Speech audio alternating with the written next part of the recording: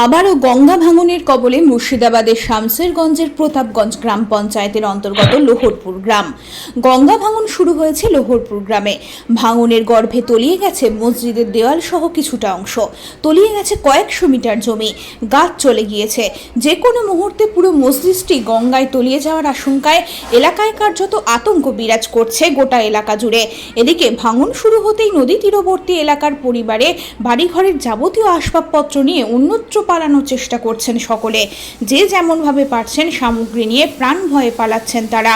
আতঙ্ক আর হাহাকার যেন ছড়িয়ে পড়েছে লোহরপুর গ্রামে। কোথায় যাবেন, কি করবেন ভেবে পাচ্ছেন না সাধারণ মানুষ।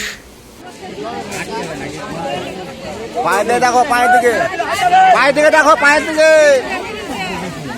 না দেখলে এমনি খড়ি আয়।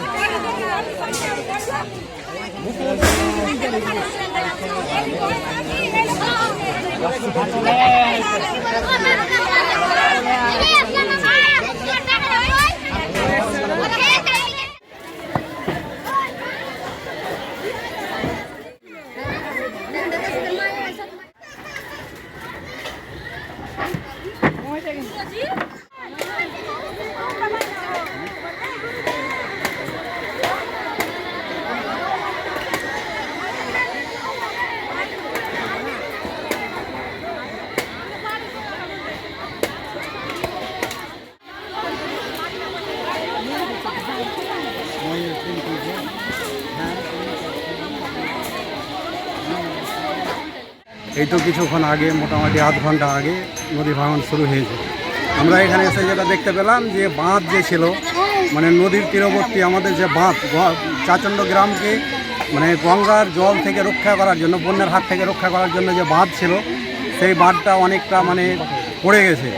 হ্যাঁ, আর নদীর যে জলস্তর এতটাই বেড়েছে যে এখন মোটামুটি আমাদের চাচণ্ড গ্রামের যে ভূমিস্তর, সেখান থেকে মোটামুটি 2 ফুট, 1.5 থেকে 2 ফুট হবে। 1.5 থেকে 2 ফুট হলে আমাদের মানে গোটা চাচণ্ড বন্যায় প্লাবিত হবে, এই আমাদের একটা আশঙ্কা।